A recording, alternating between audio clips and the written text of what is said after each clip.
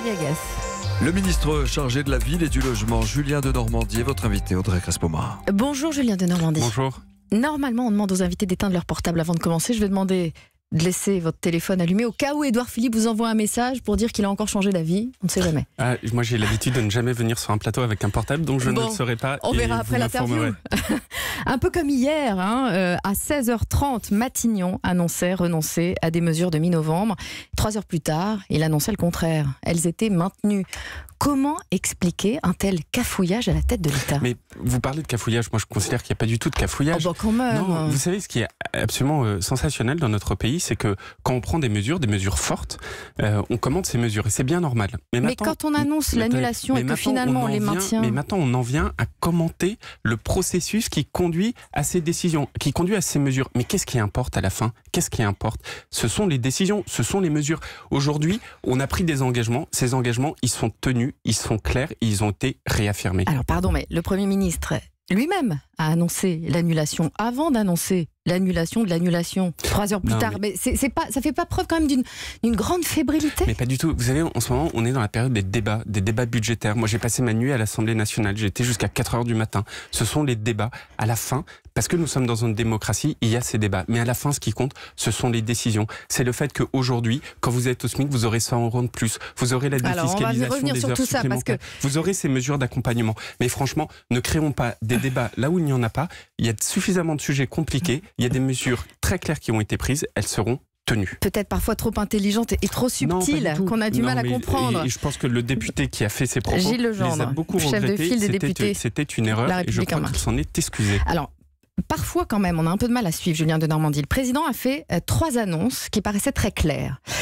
Une semaine plus tard, elles le sont beaucoup moins. On va revenir ensemble. Au sujet du SMIC, le président a dit... Le salaire d'un travailleur au SMIC augmentera de 100 € par mois dès 2019. Or, ça ne sera pas le cas pour plus de la moitié d'entre eux. Il y a de quoi être déçu. Non, mais parce que vous savez, ce qui importe, c'est cette notion de justice sociale. C'est-à-dire que ce qui va se passer, c'est qu'une personne qui vit du SMIC, elle aura 100 € de plus net par mois. Et je dis bien 100 € net. Non, pas les personnes au SMIC qui vivent avec un conjoint qui gagne bien leur vie. Je parle là d'une personne qui vit au SMIC. Elle aura 100 € net, c'est-à-dire un 13e mois.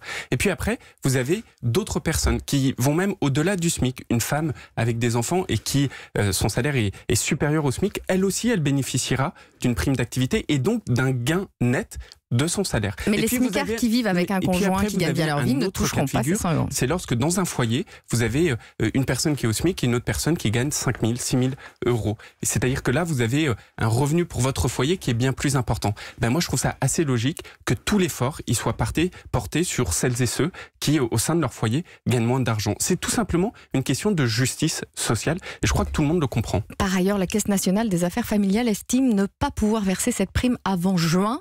Le problème a pu être réglé ? Oui, le problème est réglé. C'est à partir du 5 février, vous savez que la prime d'activité, donc ce qui va permettre d'avoir ce 100 € net de plus pour les personnes qui vivent du SMIC, elle est versée au début du mois de février, le 5 février. Donc tout est mis en œuvre pour que ce soit le cas et ce sera tenu.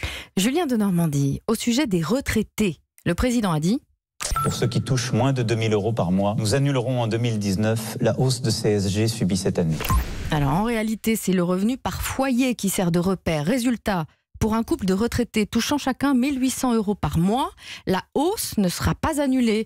Avouez qu'il y a de quoi s'y perdre. Mais non, quand même. Mais c'est pareil, c'est le même principe. Quand vous êtes une personne à la retraite seule, à ce moment-là, dès lors que faut pas être en couple, en fait. Non, dès lors que vous avez une retraite qui va jusqu'à 2 000 €, vous n'avez plus l'impact de cette CSG. Mais c'est quand même extrêmement important. Ça veut dire que aujourd'hui, vous avez 70% des retraités qui ne sont plus concernés par la CSG. 70%.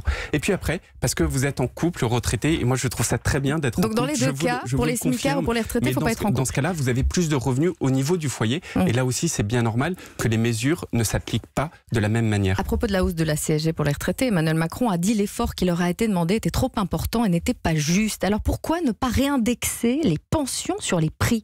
Parce qu'il y avait un choix qu'on pouvait faire, qu'on avait à faire. Est-ce qu'on revenait sur cette réindexation ou est-ce qu'on arrêtait cette hausse de la CSG pour une partie des retraités ? C'est une baisse de pouvoir d'achat qui est terrible pour les retraités. Et la décision que nous avons prise, le résultat était le même à la fin, mais la décision que nous avons prise, c'était d'arrêter cette augmentation de la CSG pour 70% des retraités.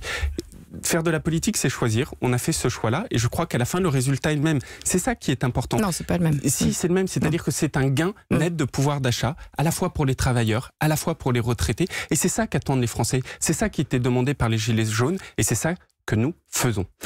Julien Denormandie, quant aux heures supplémentaires, le président a dit...